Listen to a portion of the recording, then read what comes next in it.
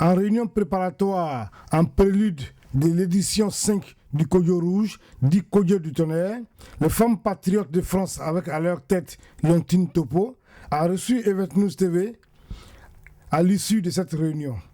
Nous avons tendu notre micro à Madame Topo, qui nous a fait ici le bilan des éditions passées et nous parle de la 5e édition et nous donne aussi son point de vue sur l'actualité brûlante aujourd'hui en Côte d'Ivoire. Nous l'écoutons. Madame la Présidente des Femmes Patriotes de France, bonsoir. Bonsoir. Le samedi 16 juin 2014, vous préparez la 5e édition de l'opération Kodjo Rouge, dit de Tonnerre.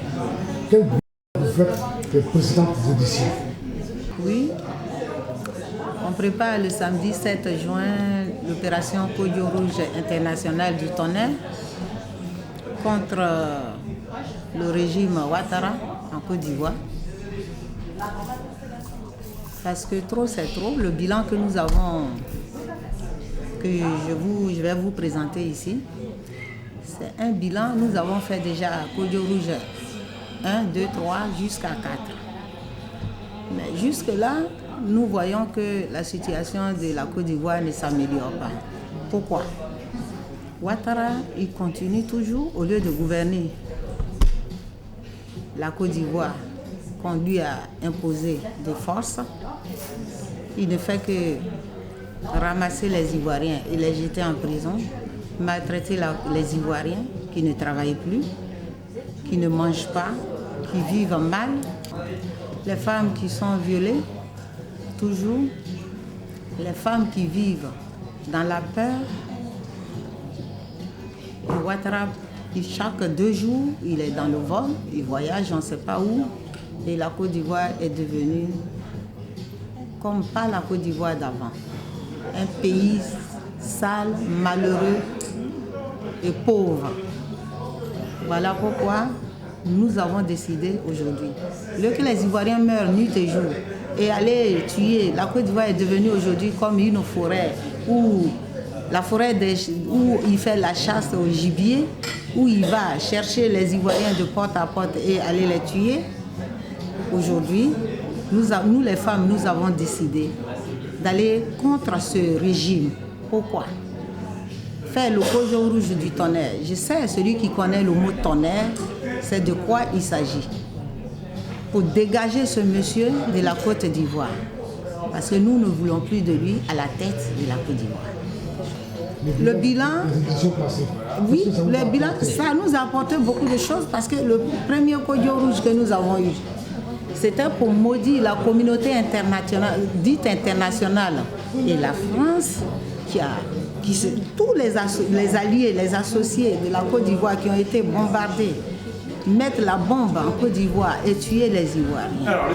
La France de Nicolas Sarkozy a massacré les Ivoiriens, mitraillé la jeunesse patriotique devant la résidence du président Laurent Gbagbo et tué notre ancien ministre Désiré Tagro le même jour, pilonné la maison, la résidence du président Laurent Gbagbo.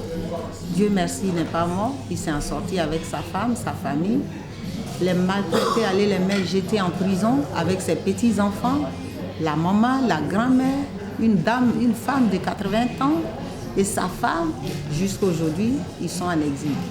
Et Laurent Gbagbo et sa femme sont restés en prison. Maintenant, il se retrouve à la CPI. Voilà Abré Goudé qui vient de le rejoindre. Mais le bilan, elle est bonne, elle n'est pas mauvaise. Pour ça que le bilan, il est bon, il n'est pas mauvais. Parce que, je vais vous dire, le premier Kodjo, quand nous avons maudit avec le Kodjo, la communauté internationale, vous voyez le résultat de l'Europe aujourd'hui. La France a du mal à démarrer. L'Europe a du mal à démarrer. Ils ont tous les problèmes. Donc c'est à cause de vos malédictions que l'Europe a du mal. Oui, parce que nous avons maudit le premier Kodjo, la communauté internationale. Nous avons dit tous les associés, les alliés, tous ceux qui se sont mis ensemble pour aller aujourd'hui bombarder la Côte d'Ivoire. et enlever notre président que nous avons élu démocratiquement au pouvoir, qui est au pouvoir aujourd'hui, qui sont allés le chercher de force, tous ceux-là seront maudits. Et nous avons maudit la terre de la France. Voilà pourquoi ils ne vont jamais s'en sortir jusqu'à la fin de leur vie. Voilà le premier résultat. Deuxième Kodjo, troisième Kodjo, nous avons pleuré pour nos enfants. Ça, c'était le deuxième. Les enfants égorgés qui mouraient, la jeunesse ivoirienne. Et c'était toujours la malédiction de l'Europe. Troisième Kodjo, nous avons marché de la place Victor Hugo au Trocadéro pour chasser Nicolas Sarkozy, qui est devenu le dictateur, le tueur de l'Afrique, de la Côte d'Ivoire, au pouvoir, et son allié Abdoulaye Wade. Nous les avons maudits et nous, on a dit qu'ils ne seront plus au pouvoir, et c'est comme ça qu'ils sont partis. Et quatrième Kodjo était pour Ouattara Dramane. Ce jour-là, il a plu. Et Ouattara était touché par sa santé, mais il n'a pas encore quitté la Côte d'Ivoire. Et il souffre, et c'est ça le résultat. Aujourd'hui, nous voulons le dégager de la Côte d'Ivoire pour qu'il quitte le fauteuil présidentiel qu'il ne mérite pas. Voilà le bilan. Donc ça veut dire que celui dit du tonnerre, quelle sera sa particularité? Le 7 juin, qu'est-ce que vous voulez faire? Le 7 juin mais le 7 juin, c'est simple. Nous allons dégager Ouattara Dramane, Alassane Dramane Ouattara de la Côte d'Ivoire. Il va partir, il faut qu'il quitte la Côte d'Ivoire. Il faut qu'il quitte la place qu'il ne mérite pas.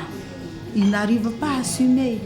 Un président n'est pas fait pour tuer. Un président n'est pas fait pour maltraiter un peuple. Un président n'est pas fait pour envoyer des diables pour violer des enfants du pays. Un président, c'est pas ça, gouverner un pays.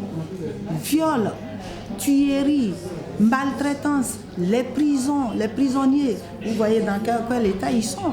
Pour une petite pièce de combien de mètres carrés, ils peuvent mettre au moins 200 à 400 personnes.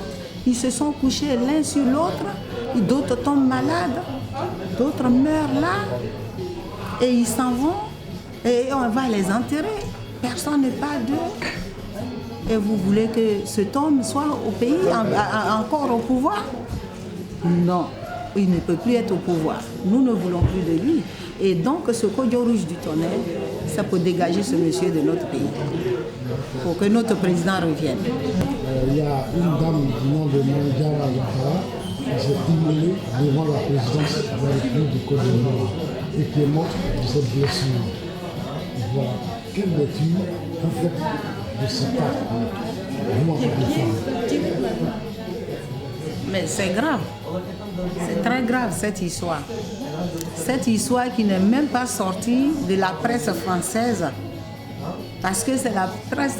La France a 3 télévisions qu'ils ont mis à la disposition de la Côte d'Ivoire. Ce sont eux qui ont parlé de la dictature de Gbagbo, qui n'était même pas un dictateur. Aujourd'hui, une femme s'est immolée contre le président Ouattara, contre leur président Ouattara. Il n'est pas mon président ni notre président. Et personne n'en parle. Si il n'y avait pas les sites internet, personne ne saura. Pourquoi ne pas parler de cette femme? Même si elle est RDR, même si elle est RHDP, mais c'est une femme comme nous. C'est une femme comme nous. Et une femme qui va se suicider, mettre l'essentiel, se faire brûler, mourir contre un régime, un président. Mais c'est une affaire grave. Et j'aimerais que la France et leur communauté internationale ouvrent les yeux sur cette histoire. Parce qu'une femme qui se tue pour un régime ne peut pas partir comme ça et ne rien dire. C'est une grande malédiction. C'est pour ça qu'on appelle toutes les femmes et toutes les Africaines descendre dans la rue le 7, venir, parce que vous avez vu votre soeur qui s'est immolée et personne n'a parlé de ça. Nous voyons nos soeurs qui sont violées, nos soeurs enceintes qu'on tue, les enfants, les bébés découpés en morceaux et personne n'en parle. alors que nous sommes des femmes. Alors il faut que tout le monde... Président, vous n'êtes pas en train d'exagérer un peu, de découper un morceau, vous n'exagérez pas un peu là? Mais la France a vu ça. Pendant la campagne présidentielle, nous n'avons pas vu. Tout le monde a vu de leurs yeux. Les femmes enceintes qui ont reçu les balles dans leur ventre, les femmes éventrées avec les couteaux et les bébés découpés. Mais ils n'ont qu'à aller à l'ouest pour voir, puisque Bensouda mène des enquêtes, lesquelles elle mène. Elle n'a qu'à aller voir à l'ouest. Cette guerre, elle est faite pour l'ouest. Ils ont tué tous les gens à l'ouest, toutes les femmes à l'ouest. Aujourd'hui, il n'y a plus, il y a des régions qui n'existent plus à l'ouest. À Diokoué, par exemple. Ils le savent. Donc, pourquoi? Alors, je n'exagère pas parce que c'est une vérité. Une vérité qu'ils regardent et ils ferment les yeux sur cette vérité. Et je veux que tout le monde en parle. En tout cas, nous allons aborder notre dernière question. Oui. Quel est votre mot de fin et quelles sont vos attentes par rapport aux 7 jours? Ben, merci. D'abord, je vais sensibiliser mes frères et sœurs qui sont d'abord au devant de la lutte ici et leur dire, nous sommes ici, les Ivoiriens sortent et Ivoiriennes viennent dans la rue pour leur pays parce que le pays est en danger. Et au lieu de se mettre dans les divisions dans la rue, et appeler les uns et les autres pour dire un tel organise n'allait pas, ou bien avoir 1000 manifestations des Ivoiriens le même jour, c'est vraiment déplorable. Et ça me fait pitié. Ce n'est pas la lutte que nous voulons. Aujourd'hui, nous ne sommes pas là pour chercher une place. On n'est pas là pour un nom. L'Ivoirien qui descend dans la rue, c'est le mal que l'Ivoirien a dans le cœur par rapport à ce que les Ivoiriens vivent en Côte d'Ivoire.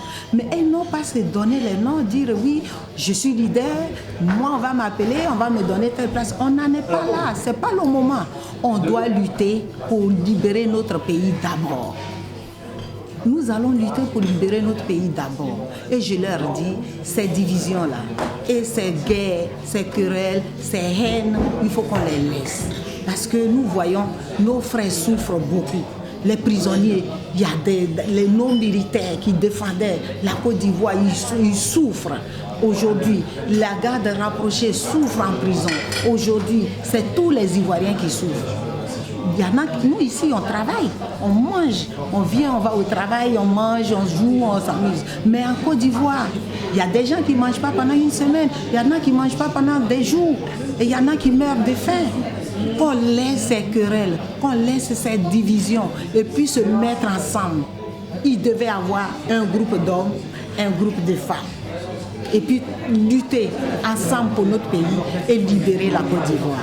Donc je leur dis, pardon, qu'on laisse ces histoires de division, de querelles, de jalousie, de haine et qu'on se mette ensemble. Le Gbagbo est encore en prison, il n'est même pas encore sorti. Voilà Bleu Goudé qui l'a rejoint là-bas à la CPI. Voilà Simone Gbagbo qui souffre au nord. On ne sait même pas dans quel état elle se trouve, dans quelles conditions elle vit. Donc, laissons les querelles, laissons ces histoires de leaders. Leaders, ça n'existe pas. On est en train de pleurer pour libérer notre pays. Alors, j'appelle tout le monde. Je leur dis merci qu'ils viennent le 7 dans la rue. Pour une bonne fois, nous allons libérer notre pays. Et j'appelle les Ivoiriennes qui se trouvent ici en province, celles qui vont apprendre par les sites internet, par mon appel, qui vit dans un autre pays, en dehors de la France, en Europe, venez. Ceux qui sont là-bas, ils n'ont qu'à venir descendre dans la rue et nous allons libérer notre pays ensemble. Ce jour-là, le Kodjo rouge, comment nous le portons? Nous achetons un Kodjo rouge, un tissu rouge sang. Nous portons le Kodjo à la maison pendant des jours. Et déjà, il y en a qui portent ça depuis longtemps. Et comme c'est la France, on ne peut pas se mettre nu. On porte les pantalons blancs, comme un tissu blanc, tu peux l'attacher, le haut blanc. Les femmes doivent se mettre tout en blanc et mettre le Kodjo par-dessus le kaolé. Nous l'amenons, les femmes patriotes auront le kaolé, les femmes qui sont ici, on va le faire sur place. Et non pas l'okbo, ni autre kaolé. que le kaolais que nous allons envoyer sur place.